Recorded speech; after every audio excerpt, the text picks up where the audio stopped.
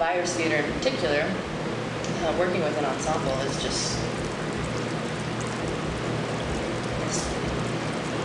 it's like no other experience, you know? Like, if our everyday lives and going to our jobs were as open and,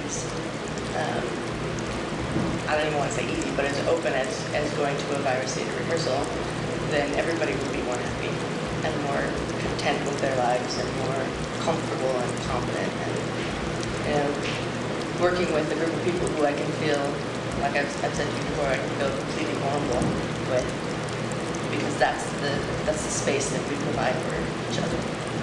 It's this environment where we're going to create, and it's all good. And sometimes you have conflict, you have naysayers or whatever, but for the most part, everything is good and everything is accepted and everything is profound and beautiful. And so bring it. And don't just bring it, but receive it. And let's interact with that. And out of that comes these beautiful creations and productions that are, you know, grueling at times. You know, like 3 weeks before the play is going to open, you're like, the fuck is this play about?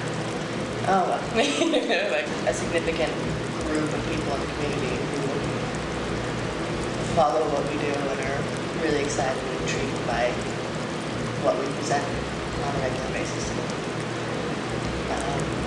So there's that aspect. As far as our relationship with the community, I mean, we're all part of the community in different ways. You know, we all have. We're not all professional actors or professional thespians or theater goers, whatever you want to say. Like, we all participate in large, different ways within the community. We're providing a service or a really important. I mean, we're definitely providing an art to the community that is absent, and specifically the way that we do it. We have for many years, and just recently we started charging for, until 2 years ago, it was first come, first serve, get a seat, donation only. And we made, usually we made enough to cover the money that Teresa put into it. And that was, fundamentally designed to reach out to everyone who wanted to present art to community at large. Everybody, the first play that I did in high school, we didn't have seats. And we were in an old, abandoned lumberyard. And we did theater in the round, and we brought in tarps, and we wet down the floor beforehand because there was all dirt in there, and brought in tarps. I think that,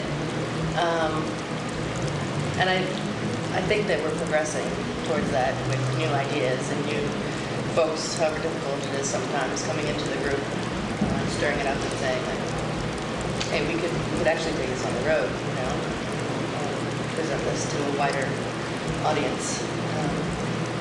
It gets a little difficult when we do things like hang people from zip lines, to not be able to do that in every venue that you get to. And I think that we'd have to start more simply than our grand productions that we cook up in our heads. Virus Theater has enough energy and passion behind it with the members that participate on a regular basis and new energy coming into it that we could take it outside of Silver City. At least, for starters, more places in the state. That requires other supplemental income for sure, being able to, work a construction job or work at the coffee shop or do whatever you do on the off months, But the whole scheme, when it was presented to me, was we really want to work towards this, being able to have Virus Theater be something that you're paid for. Everybody that participates is doing it on a volunteer basis. It's doing it because it, supplies what we need in our soul to keep going to those other jobs, maybe. Let's agree on a weekend, or a 4-day stretch of time, or a 5-day stretch of time, where we can go hit Albuquerque for 2 nights and Las Cruces for 2 nights and come back home and have spread our joy to other places. I mean, I would in a heartbeat. Like I think that Virus Theater has been one of the things, if not the thing, that's kept me in Silver City as long as I've been here.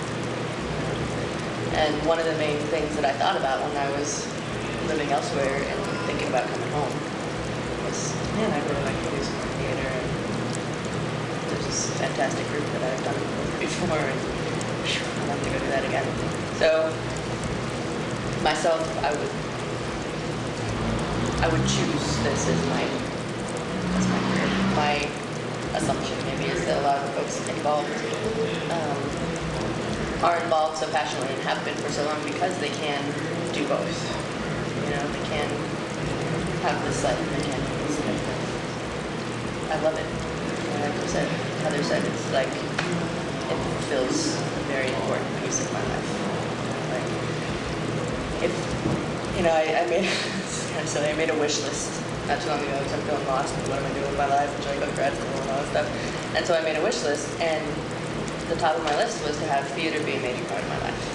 And the reason is because it really fulfills this expression in me that I haven't been able to find elsewhere.